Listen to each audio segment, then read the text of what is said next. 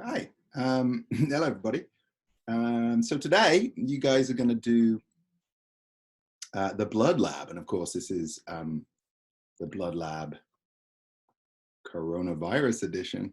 Uh, uh, Not as much bleeding involved in this lab as you would have had you actually been able to do the real lab. But anyway, what you're going to learn about in today's exercise is a little bit more about blood and how you can look at blood in a sort of clinical situation. So when you think about blood, what you should really think about is the components of it and what they do for you as an organism. So most of your blood, just over half of your blood, is actually made of plasma, as shown on the left side of the slide here. About 55% of everybody's blood is plasma, which is mostly water. And of course, the water in your blood is a solvent for carrying all sorts of things like salts, plasma proteins to help balance your blood pressure, like albumin, and plenty of other substances like nutrients for your cells, glucose, fatty acids, those kinds of things. So your blood acts in one way to, just carry stuff around your body, different solvents of water that your body needs. When you actually spin down blood, as is shown in this example, it separates quite nicely into three distinct fractions. The top fraction, the lightest fraction, is of course the plasma, and then there's about half of it that looks sort of a dense red color. That's your red blood cells, which is the other major component, at least by volume, of your blood.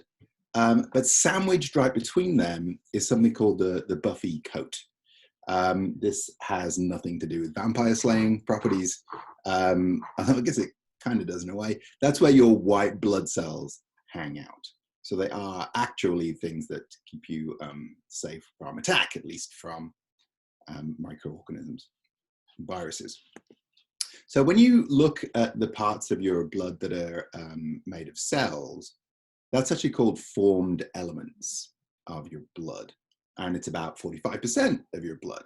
The vast majority of the formed elements are red blood cells per millimeter cubed of blood, which is a very tiny measure of volume. You have about 6 million erythrocytes that, of course, carry oxygen and CO2 around your body.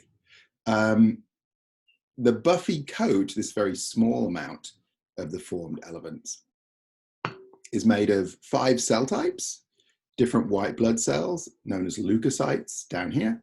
You see all 5 of them here, more of those in a minute, and platelets, which are not cells, they're actually portions of a cell that aid in the blood clotting process. So that's what your blood is made of. One of the things that you are going to do in the lab, which you're going to see an example of in your exercise today, is making a hematocrit, which is essentially just spinning down your blood to separate it into plasma versus formed elements. And the way that this is done in a lab, generally speaking, is that you'll take a small amount of blood, you just literally prick your finger and use a small glass capillary to suck the blood up into it, as shown down here. And then this contraption in the bottom right of the slide is a special centrifuge that spins down your blood so you can measure how much plasma there is versus red blood cells and white blood cells. And you can literally measure it in sort of distance and calculate percentages from that. The other thing that's interesting to do in a blood lab, and you'll see some examples of this again today, is blood type determination. So as you all know, you have different blood types, A, B, O, or AB, and rhesus positive or negative. And it's very easy to figure out what those blood types are just by use of antibodies. And so what I'm going to show you is some results of that type of experiment. And what it's going to basically include is antibodies shown as the sort of little Y structures down here, and these red circles are meant to be red blood cells. The actual blood types that you think about, A, B, AB, involve presentation of proteins on the surface of red blood cells. Those can be recognized by antibodies. So antibodies recognize antigens. Depending on your blood type, you have different antigens presented on the surface of your red blood cells. And if an antigen interacts with an antibody and there's actually a recognition there, you get agglutination, which is sticking together of red blood cells. And if you look at the bottom right, you can see why that happens, because each antibody combined to more than one antigen.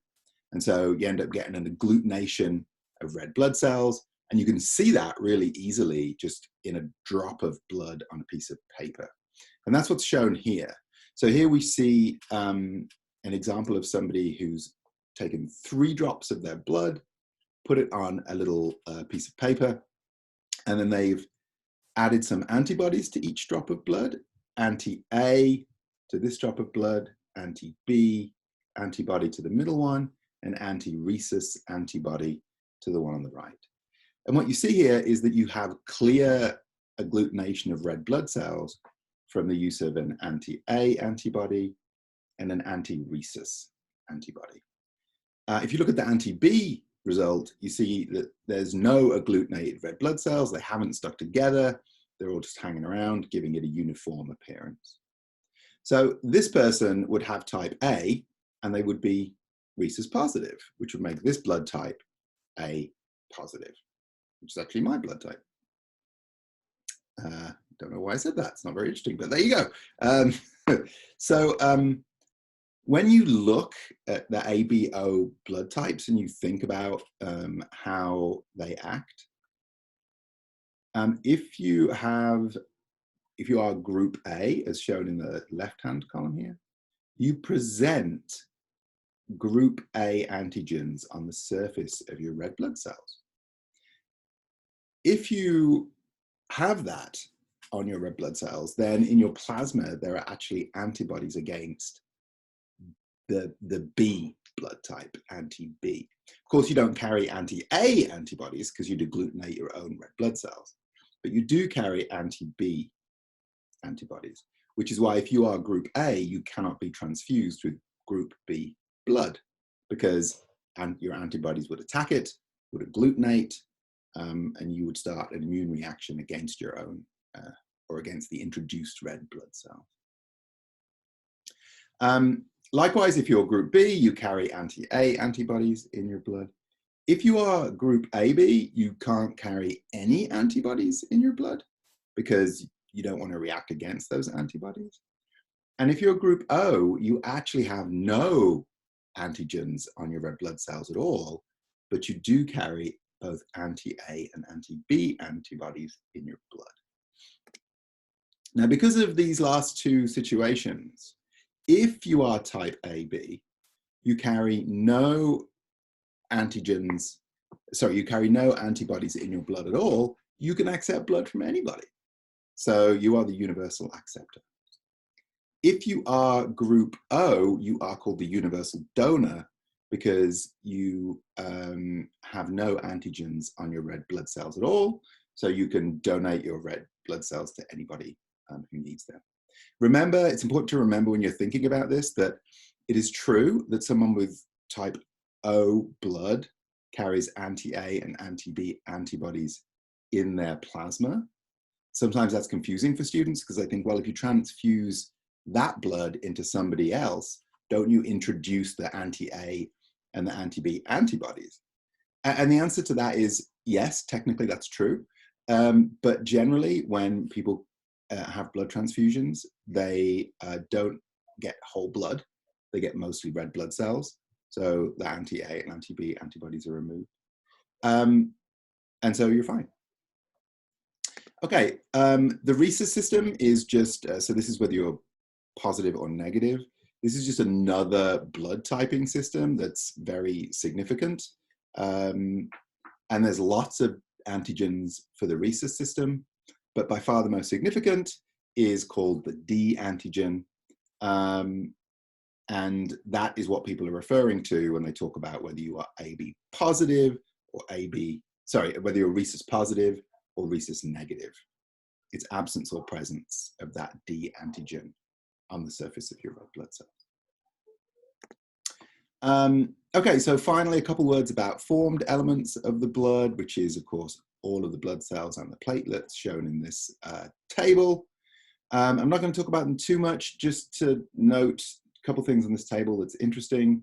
Red blood cells are by far the most common in your blood, 4 to 6 million of them per millimeter cubed. Millimeter cubed is also 1 microliter, for those of you that are microliter inclined. And then in entirety, all of your leukocytes, all of your white blood cells only count between 5 and 10,000 per microliter of blood. And they break down, as you can see in this table, where neutrophils are the most common and monocytes, basophils are the least common.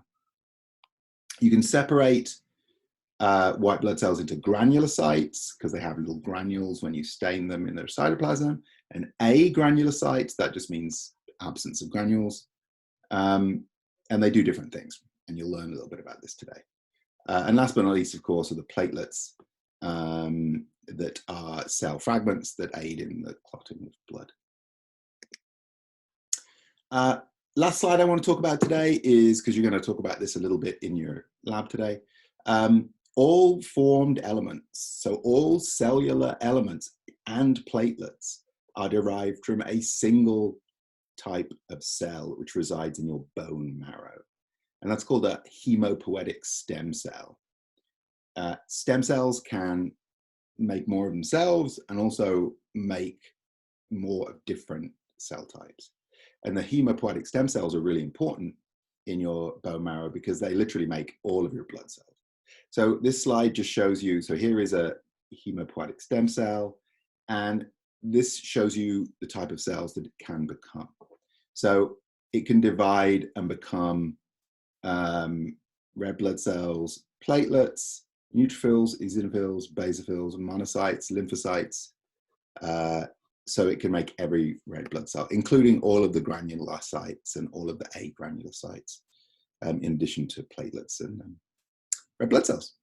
So have fun with your exercise today. I hope it's interesting for you guys. Again, I miss all you guys. I would much rather be doing this in the lab rather than online, as I'm sure you would too.